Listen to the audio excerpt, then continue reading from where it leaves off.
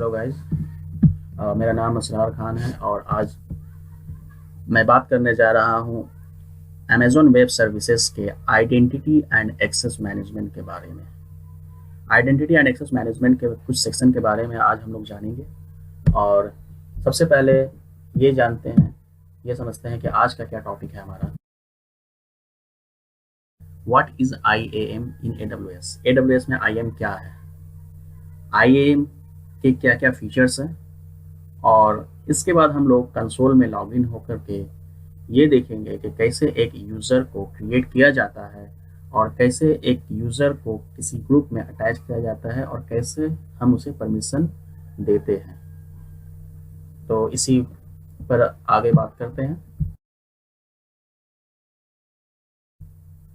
Amazon web services में identity and access management जो है वो एक वेब सर्विस है जो आप AWS के रिसोर्सेस को सिक्योरली एक्सेस देते हैं और उस पर कंट्रोल करते हैं। यानी हम अगर लेमैन के टर्म्स में ये जानना चाहें कि IAM क्या है, तो इसे हम यूँ कह सकते हैं कि अगर मैंने एक अकाउंट AWS में ओपन किया है तो उससे अगर मैं चाहता हूँ कि कोई दूसरा जो है उसे उसी AWS कंसोल पर लॉगिन होकर के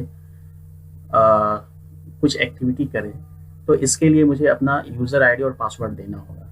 सो ये चूँकि सेफ नहीं होता है, इसलिए हम लोग क्या करते हैं कि AWS में उस यूज़र को क्रिएट करते हैं और उसका पासवर्ड जनरेट करके या उसका पासवर्ड ऑटोमेटिक जनरेट करके या वन टाइम लॉगिन पासवर्ड दे करके उन्हें और सिलेक्टेड कंट्रोल दिया जाता है, सिलेक्टेड एक्सेस दिया जाता है। वो एक्सेस देने के बाद वो सिर्फ उसी रिसोर्स को यूज़ कर सकता है जिसका एक्सेस हम प्रोवाइड करेंगे। इससे ये होता है कि समझ लीजिए कि आपका एक ऑर्गेनाइजेशन है। एक ऑर्गेनाइजेशन में HR डिपार्टमेंट होगा, एक ऑर्गेनाइजेशन में एक डेवलपमेंट की टीम होगी, एक ऑर्गेनाइजेशन में और फाइनेंशियल टीम भी हो सकती है। इसी तरह से बहुत सारे टीम हो सकते हैं आपके ऑर्गेनाइजेशन में। तो इस ऑर्गेनाइजेशन में हम किसी को फुल एक्सेस, सभी को फुल एक्सेस नहीं दे सकते हैं। सभी को अगर फुल एक्सेस देंगे तो उसका मिस यूज होगा। इस चीज़ से बचने के लिए, इस चीज़ को समझते हुए AWS में IAM का एक कॉन्सेप्ट है।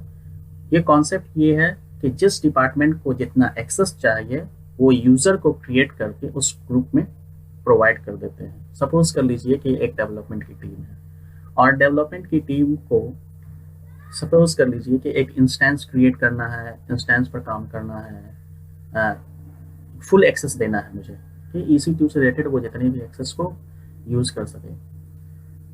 उस यूज़र को, उस डेवलपमेंट टीम का एक ग्रुप बनाएंगे। उस डेवलपमेंट टीम में एक ग्रुप जब बनाएंगे उसको, उसके बाद उसमें जितने यूज़र्स हैं, सपोज हमें 2 यूज़र्स क्रिएट करने हैं, तो उस डेवलपमेंट टीम को सबसे पहले उसके पॉलिसी अटैच करके या उसे एक्सेस प्रोवाइड करते हैं कि इस ग्रुप में जो भी यूज़र्स होंगे वो सिर्फ EC2 रिसोर्स को ही देख सकते हैं या EC2 रिसोर्स पर ही काम कर सकते हैं। तो इससे ये होता है कि जब आप एक ग्रुप क्रिएट कर देते हैं और यूज़र को उस ग्रुप में डालते हैं तो उस यूज़र को आपको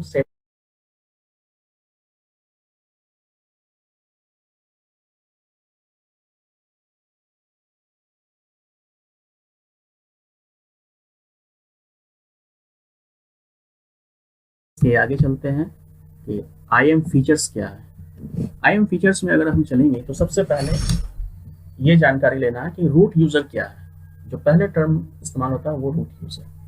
रूट यूज़र उस यूज़र को कहते हैं जिस जिस यूज़र या जो भी इंडिविजुअल अपनी ईमेल आईडी, अपना पासवर्ड और अपना क्रेडिट या डेबिट कार्ड नंबर और सारे डिटेल दे करके जो अकाउंट क्रिएट किया जाता है उस और AWS कंसोल पर लॉग इन करते हैं, उस यूज़र को रूट यूज़र कहते हैं। तो उसको रूट यूज़र इसलिए कहा जाता है क्योंकि उस रूट यूज़र के पास सारे प्रिविलेज हैं, यानी वो किसी यूज़र को क्रिएट भी कर सकता है, किसी यूज़र को डिलीट भी कर सकता है, किसी यूज़र को सारा परमिशंस भी दे सकता है, सेलेक्टिव परमिशन भी दिया जा सकता है, और परमिशन अगर लगे कि इसका मिसयूज हो रहा है तो उसको परमिशन को रिमूव भी किया जा सकता है, उस यूज़र को भी रिमूव किया जा सकता है। यानी हर तरह की एक्टिविटी इस रूट यूज़र के जरिए किया जा सकता है। नेक्स्ट हम लोग जानते हैं कि shared access to your AWS। Shared access क्या है?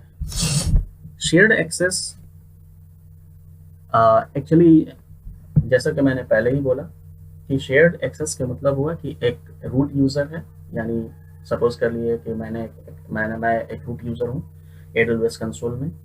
अब मैं चाहता हूँ कि कोई XYZ एक बंदा है वो मेरे AWS अकाउंट को एक्सेस करे और मेरे बिहाफ पर उस अकाउंट पर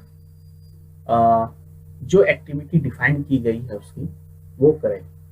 इसके लिए मैं क्या करता हूँ कि हम दो तरीके से हो सकता है कि मुझे अपना आईडी और पासवर्ड उस XYZ इंडिविजुअल को दे दूँ और वो मेरे आईडी से लॉगिन होकर के सर्टेन एक्टिविटी जो बताया गया है या डिफाइन किया गया है उसके लिए वो करे।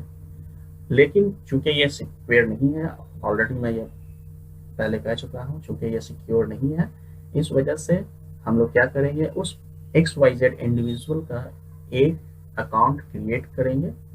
अकाउंट मीन्स एक यूज़र क्रिएट करके XYZ के नाम से एक यूज़र क्रिएट करेंगे और उस यूज़र को प्रिविलेज प्रोवाइड करेंगे। उस प्रिविलेज से वो मेरे ही AWS अकाउंट पर जा कर के जो एक्टिविटी डिफाइन की गई है या जो परमिशन दिया गया है वो एक्सेस भी कर सकता है और उस काम को कर भी सकता है। नेक्स्ट आते हैं ग्रैनुलर परमिशन।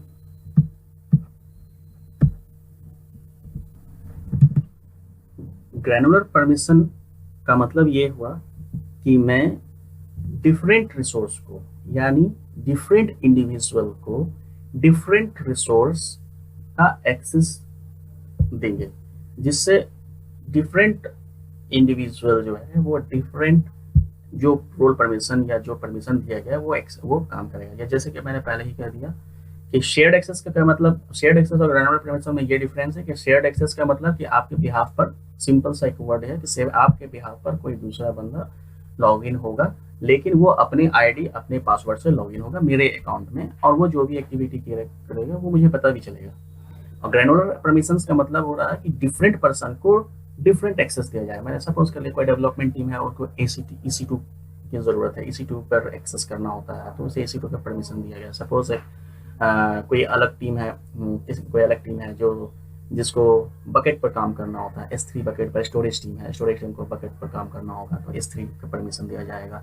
यानी डिफरेंट इंडिविजुअल को डिफरेंट परमिशन दिया जाए, उसे ही ग्रैनुलर परमिशन कहते हैं। तीसरा जो है वो मल्टी फैक्टर ऑथेंटिकेशन है। मल्टी फैक्टर ऑथेंटिकेशन का मतलब ये हुआ कि जब आप सिंगल लॉगिन अपने यूजर आईडी और पासवर्ड देते हैं तो लॉगिन होते हैं, लेकिन सिक्योरिटी पर्पज से मैं उसे एक और फैक्टर अटैच करता हूँ, वो ऑथेंटिकेशन फैक्टर होता है।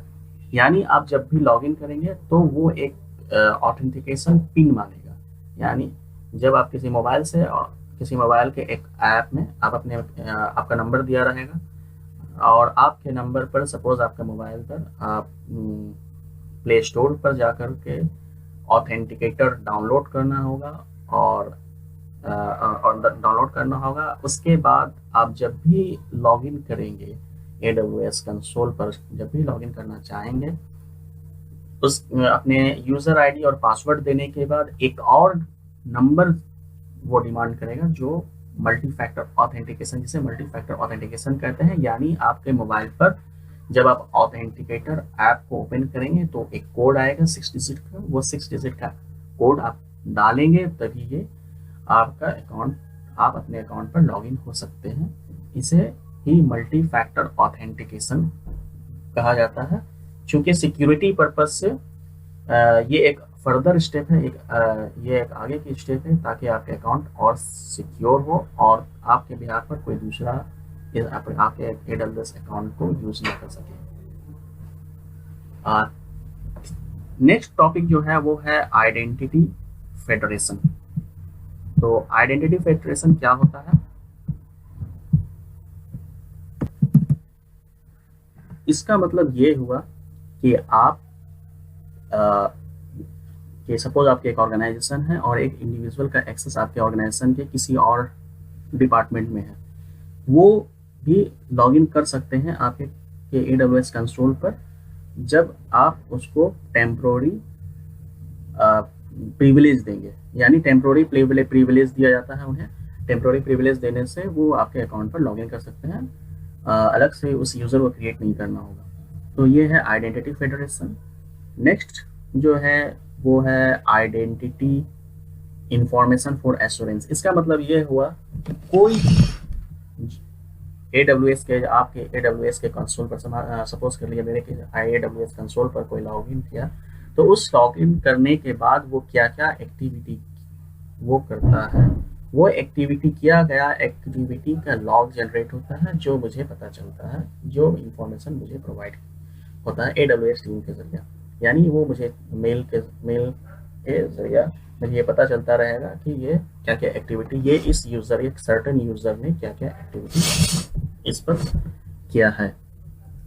और इसी के साथ फिर आगे हम चलते हैं और देखते हैं कि AWS कंसोल में लॉगिन करने के बाद हम लोग कैसे किसी यूज़र को क्रिएट करते हैं, कैसे ग्रुप क्रिएट करते हैं और कैसे उसे परमिशन प्रोवाइड करते हैं, और प्रोवाइड करने के बाद क्या यह सक्सेसफुल होता है।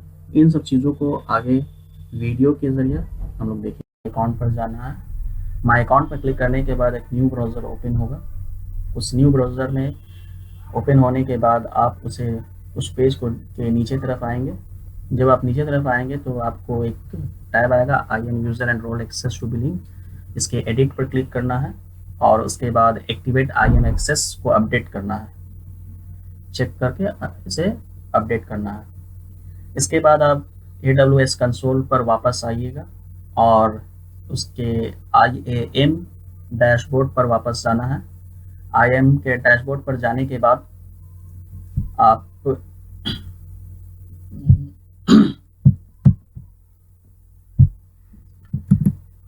डैशबोर्ड जाने के बाद यूज़र ग्रुप आप के टैब पर आप क्लिक कीजिएगा।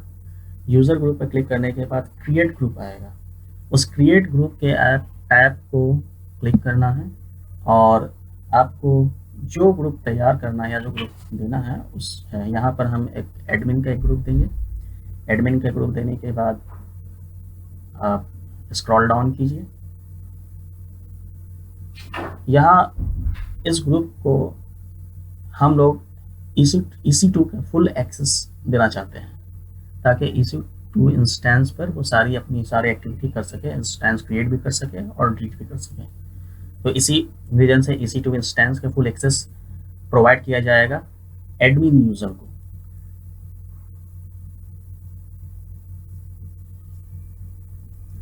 ये एक सर्च बॉक्स है, यहाँ EC2 से सर्च करेंगे, जिससे EC2 रिलेटेड जितने भी सर्विसेज है प्रोवाइड किए हुए अमेजन की तरफ से वो आपको दिखेगा।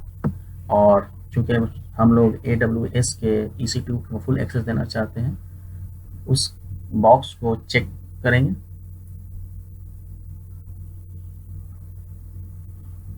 उसके बाद पेज में नीचे आएंगे और क्रिएट ग्रुप के टैब को क्लिक करेंगे। यहाँ आपके एडमिन यूज़र ग्रुप क्रिएट हो चुका है। अब हम यहाँ एक यूज़र क्रिएट करेंगे। ऐड यूज़र में आएंगे। ऐड यूज़र आने के बाद आपको जिस यूज़र को क्रिएट करना है उसका नाम यहाँ टाइप कीजिए। इसके बाद आपके पास जब सिलेक्टेड AWS एक्सेस टैब पर दो एक्सेस है, program access and AWS management console access, वो दोनों एक्सेस को चेक करेंगे और कस्टम पासवर्ड को, यानी आप पासवर्ड खुद से टाइप करके उसे देंगे, ताकि जो यूज़र, हाँ यहाँ पर एक बात ये बतानी है कि ये 6 डिजिट का नहीं, यहाँ मैंने 6 डिजिट का दिया तो ये एक एरर बताया। 8 डिजिट पासवर्ड ये मांगता है। तो 1 डिजिट का पासवर्ड ये देने के बाद नेक्स्ट परमिशन में जाएंगे। हाँ, नेक्स्ट रिक्वायर्ड पासवर्ड रीसेट पर चेक करेंगे ताकि वो जब भी लॉगिन करे तो उसे पासवर्ड चेंज करे। यहाँ आने के बाद जब आप नेक्स्ट टैब में आएंगे तो एडमिन ग्रुप आपका क्रिएट हो गया है और आप उसे परमिशन क्या दिए हैं, AC2 का फुल एक्सेस का परमिशन दिया है। नेक्स्ट करने के बाद आपको रिव्यू करना है। अगर रिव्यू में सब ओके है तो आप इसे क्रिएट यूजर करेंगे। यहाँ आपको एक्सेस की आईडी और सीक्रेट एक्सेस की प्रोवाइड किया गया है। इसे आप चाहे तो डाउनलोड कर लें और यूज़र को इसे मेल भी कर सकते हैं। ये फ्यूचर रेफरेंस के लिए ज़रूरी है, वरना मैंने तो यूज़र जॉन क्रिएट किया है और इसका पासवर्ड QAZ12345 जो 8 डिजिट का है वो प्रोवाइड किया है। आप जब ऊपर आएंगे तो देखिएगा कि एक HTTP SSR टेस्ट साइनिंग करके एक लिंक है। उस लिंक को कॉपी करके हम लोग ये ट्राई करेंगे, हम लोग ये कोशिश करेंगे, चेक करेंगे कि ये यूज़र क्रिएट हुआ है या नहीं। तो वो यूज़र मैंने चेक कर लिया है, लेकिन वो यूज़र पर जा कर के फिर ये चेक कर रहे हैं कि इसको क्या क्या परमिशन दिया गया है। तो इस परमिशन में अगर आप देखेंगे तो यूज़र के पास पहला परमिशन है कि वो अपना पासवर्ड चेंज करेगा पासवर्ड पॉलिसी में, और ग्रुप्स में अगर देखेंगे तो वो एडमिन ग्रुप में है, और एडमिन ग्रुप को क्या परमिशन है, उस पर Amazon EC2 फुल एक्सेस का परमिशन है।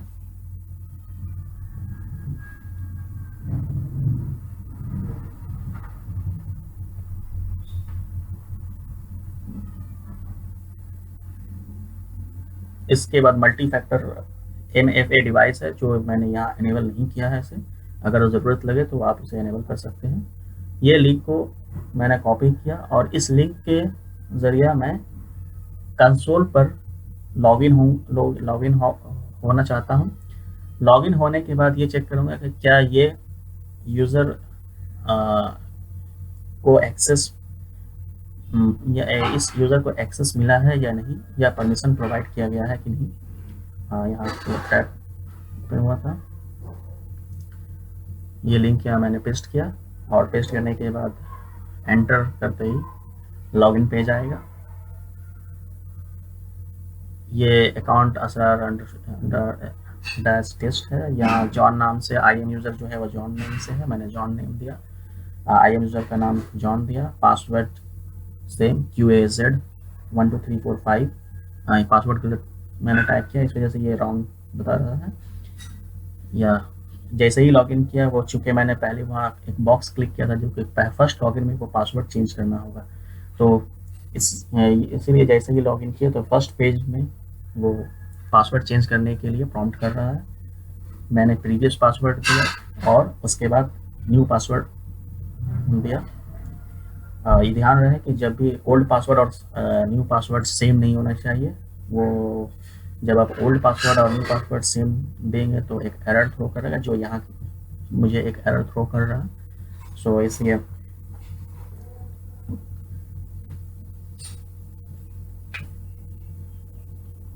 QAZ12345 एंड नेक्स्ट पासवर्ड मैं यहाँ टाइप कर रहा हूँ, नेक्स्ट पासवर्ड टाइप कर रहा हूँ, confirm password change, now I am able to log in. अब आप यहाँ देखिए John@asrar-test, यानी जो मेरे अकाउंट है उस अकाउंट पर जॉन नाम का यूज़र क्रिएट हो चुका है। अब मैं चेक करूँगा कि क्या क्या प्रिविलेजेस है। इंस्टेंस चेक करता हूँ इवेंट्स में, ओके। सर्विसेज में चेक करता हूँ बिलिंग का क्या एक्सेस है, कि बिलिंग चेक करने का क्या मेरे को कोई एक्सेस है कि नहीं।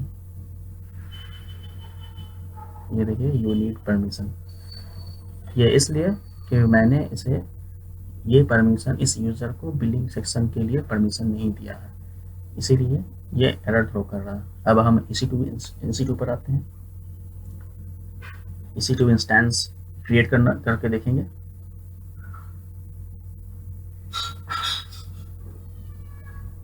लॉन्च इंस्टेंस, देन यहाँ के कुछ स्टेप है जो हम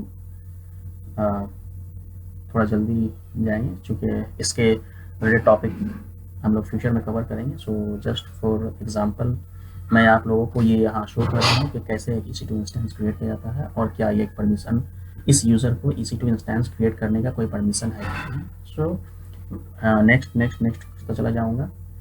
रिव्यू एंड लॉन्च का ये लास्ट टैब है।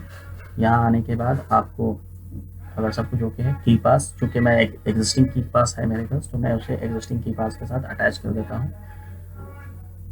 जब मैं इस वीडियो को इस टॉपिक पर चर्चा करूँगा तो मैं इसे डिटेल से बताऊँगा। नेक्स्ट व्यू इंस्टेंस में देखते हैं। अब न्यू व्यू इंस्टेंस में आपको देखने के बाद आप देख सकते हैं कि एक इंस्टेंस जो क्रिएट हुआ है वो पेंडिंग स्टेटस में है, यानी जो इंस्टेंस मैंने क्रिएट किया है वो अभी पेंडिंग स्टेटस में है, अभी लॉन्च नहीं हुआ है।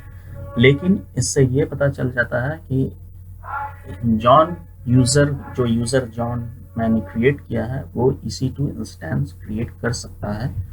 ये यहाँ से इतना पता चल जाता है, क्योंकि देखिए यहाँ EC2 इंस्टेंस जो है जॉन नाम के यूज़र ने क्रिएट किया है और वो इंस्टेंस रनिंग स्टेटस में है।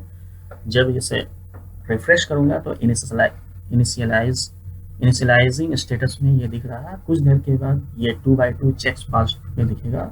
अगर कुछ इशू आता है तो उसे रेक्टिफाई करना होगा, लेकिन मोस्टली 2x2 चेक्स पास करेगा और ये क्रिएट किया जा सकता है। तो मैं दूसरा सेक्शन बिलिंग सेक्शन देखने की कोशिश कर रहा हूँ कि क्या मुझे परमिशन है कि नहीं। तो यहाँ से ये पता चलता है कि जो इस जॉन नाम के यूज़र को मैंने जो क्रिएट किया है उस यूज़र के पास सिर्फ एक ही परमिशन है, वो EC2 का फुल एक्सेस का प्रिविलेज है। सो इसके अलावा इसके पास कोई एक्सेस नहीं है। सो यही हमारा